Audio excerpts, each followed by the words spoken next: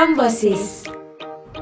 Deep vein thrombosis atau yang biasa disingkat dengan DVT adalah salah satu kelainan dari vaskular, yaitu trombosis yang terjadi pada vena dalam yang biasanya lokasi terseringnya itu pada ekstremitas bawah.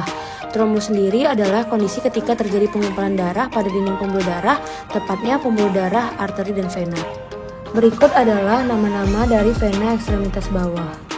DVT sering terjadi pada vena ekstremitas bawah, tetapi DVT juga dapat terjadi pada lokasi lain. Di sini ada vena ekstremitas atas terbagi menjadi dua, primer dan sekunder, dan juga terdapat vena cerebral dan vena splagnic.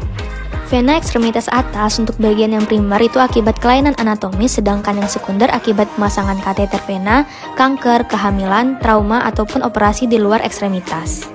Untuk epidemiologi, di Indonesia frekuensi DVT tanpa profilaksis bervariasi dari 10% hingga 26%. Pulmonary emboli menyebabkan kematian 10% di rumah sakit dan 75% kasus pulmonary emboli yang fatal terjadi pada pasien yang sakit secara medis. Pasien tanpa gangguan trombolitik dapat menunjukkan gambaran klinis bahwa 25% dari mereka yang memperlihatkan gejala DVT dengan diagnosis yang dikonfirmasi pada pengujian objektif. Kemudian untuk etiologi dari DVT, sebagian besar DVT terjadi di ekstremitas bawah. Lokasi lainnya seperti ekstremitas atas, pelvic veins, bahkan vena cerebral. DVT terjadi karena pembekuan darah di lumen vena, deep vein, dan terjadi reaksi inflamasi dinding pembuluh darah, dan didapati bekuan darah bergerak melewati aliran darah yang disebut emboli yang terjebak di pembuluh darah otak, jantung, paru-paru yang mengakibatkan hambatan aliran darah di vena.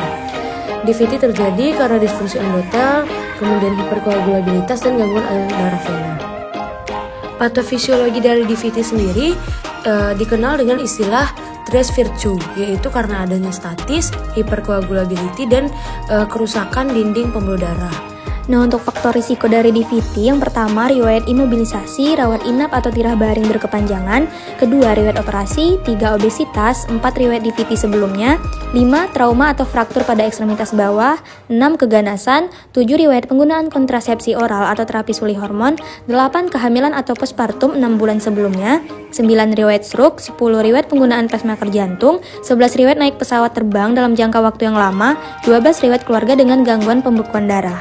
Gejala dan tanda pada DVT berhubungan dengan terjadinya obstruksi aliran darah balik ke jantung yang menyebabkan darah terkumpul di lengan atau tungkai. Gejala dan tanda klasik yang pertama itu nyeri tekan pada tungkai atau betis bila terjadi di tungkai dan di lengan atau leher jika mengenai ekstremitas atas. Kedua, pembengkakan terlokalisir pada daerah yang terkena disertai pitting udem. Untuk DVT distal, pembengkakan sampai di bawah lutut, dan DVT proksimal sampai daerah pantat. Yang ketiga, perabaan kulit hangat dan kemerahan di sekitar daerah DVT, terutama di bagian belakang dan lutut.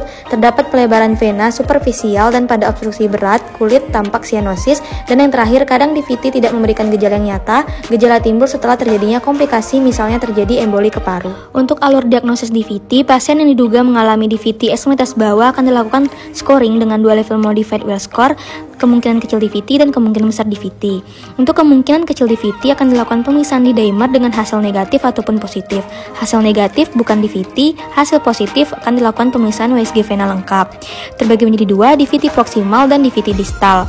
DVT proksimal akan dilakukan terapi dengan direct oral antikoagulan minimal 3 bulan dengan pasien non-kanker tanpa kontraindikasi.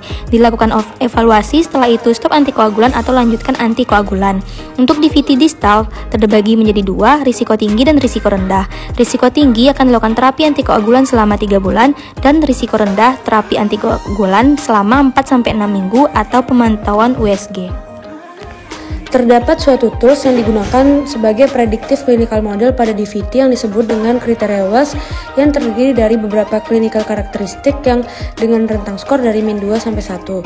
Untuk interpretasinya, apabila skornya lebih dari 2, itu bisa kemungkinan DVT. Apabila kecil dari 2, kemungkinan DVT bisa disingkirkan.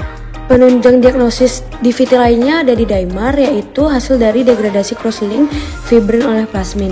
Tes ini menunjukkan aktivitas secara umum dari koagulasi dan fibrinolisis. Di dimer ini merupakan biomarker yang terbaik dari suatu DVT. Kombinasi dari clinical probability model dan tes di dimer dapat menyingkirkan sebanyak 25% pasien yang dengan gejala klinis menyerupai DVT tanpa perlu pemeriksaan lebih lanjut. Pemeriksaan di dimer sangat sensitif, nilainya sampai 95%, tetapi spesifisitasnya rendah. Dan negative prediction value di dimer adalah hampir 100%. Oleh karena itu, hasil tes di dimer yang negatif sangat baik untuk menyingkirkan DVT. Hasil positif palsu dari dimer adalah pada inflamasi, kehamilan, malignansi, usia tua, dan kehamilan. Negatif palsu dari dimer juga bisa terjadi pada penderita yang menggunakan heparin. Pemeriksaan penunjang lain yang dapat digunakan untuk mendeteksi adanya DVT pada tungkai adalah USG duplex, kontras venografi, dan MR venografi. Untuk tata laksana yang pertama UFH itu disarankan dengan pasien operasi urologi, ortopedi, dan bedah umum. LMWH itu untuk rawat jalan 1 mg per kilogram berat badan subkutan 12 jam, rawat inap 1 mg per kilogram berat badan subkutan 12 jam atau 1,5 mg per kilogram berat badan subkutan 24 jam. Direct oral antikoagulan yang pertama rivaroxaban, onset yang cepat dengan bioavailabilitas yang tinggi sekitar 80% serta waktu paru 4-12 jam. Rivaroxaban mempunyai efektivitas yang sama dengan LMWH, enoxaparin, fondaparinux, dan warfarin dalam mencegah DVT yang berulang. Kedua, dabrigatan, diserap secara cepat di saluran pencernaan dengan bioavailabilitas 5-6%. Dabrigatan mempunyai bioavailabilitas yang rendah, mempunyai efek antikoagulan yang dapat diprediksi, dan tidak memerlukan evaluasi koagulasi. Dabigatran sudah mendapat persetujuan dalam prevensi DVT pada operasi ortopedi di Kanada dan Eropa. Ketiga, fondaparinux, pentasakarida sintetik dan sudah diakui sebagai tromboprofilaksis DVT. Bekerja menghambat secara selektif faktor 10A dengan cara mengikat antitrombin dengan afinitas yang tinggi. Mempunyai kelebihan seperti risiko perdarahan yang lebih kecil, tidak perlu pemantauan laboratorium, dan pemberiannya cukup hanya 1 kali sehari. Terakhir ialah oral vitamin K antagonis. Warfarin masih tetap merupakan obat pilihan terapi jangka panjang dalam mencegah pembentukan klot, tetapi pemberian LMWH masih tetap dianjurkan untuk mencegah trombosis berulang. Trombolitik endovaskular merupakan metode yang dilakukan selama ini. Catheter Directed Thrombolysis atau CDT dapat digunakan dalam pengobatan DVT sebagai terapi tambahan terapi medikal. CDT sekarang terbukti dapat mengurangi klot yang terjadi, DVT berulang, dan mencegah terjadinya PTS bila dibandingkan dengan pemberian antikoagulan sistemik lain. CDT farmakomekanikal sekarang sering dilakukan pada beberapa tempat sebagai terapi DVT ileofemoral akut.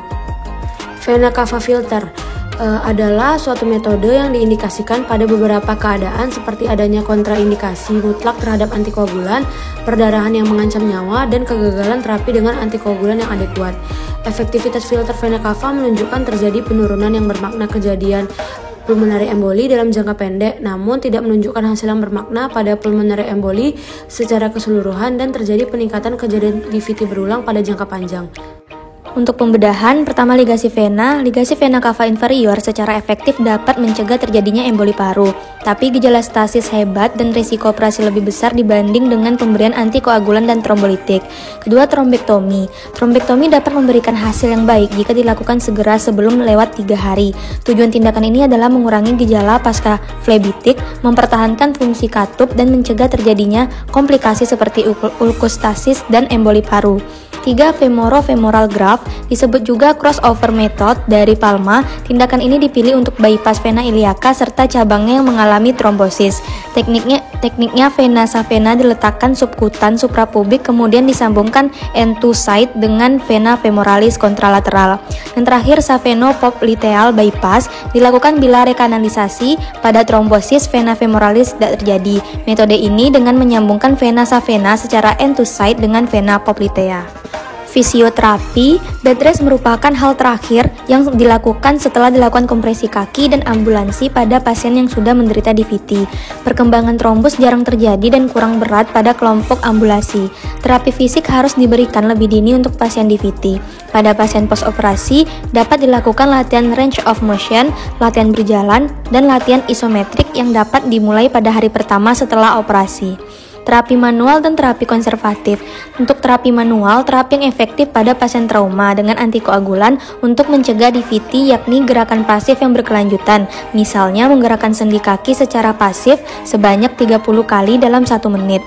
Untuk terapi konservatif, penggunaan stocking kompresi elastik setelah menderita DVT untuk mengurangi gejala dan tanda selama latihan tidak memberikan hasil yang konklusif. Prognosis dari DVT. Tanpa pengobatan, DVT pada ekstremitas bawah yang adekuat akan meningkat sebesar 3% terjadinya pulmonary embolism. Kematian dikarenakan DVT pada ekstremitas atas sangat jarang terjadi. Resiko terjadi DVT ulang pada pasien dengan transient risk factor seperti pembedahan, trauma, dan imobilisasi kecil kemungkinannya. Sedangkan pada pasien dengan persistent risk factor seperti kanker, idiopatik DVT, residual thrombus besar kemungkinannya.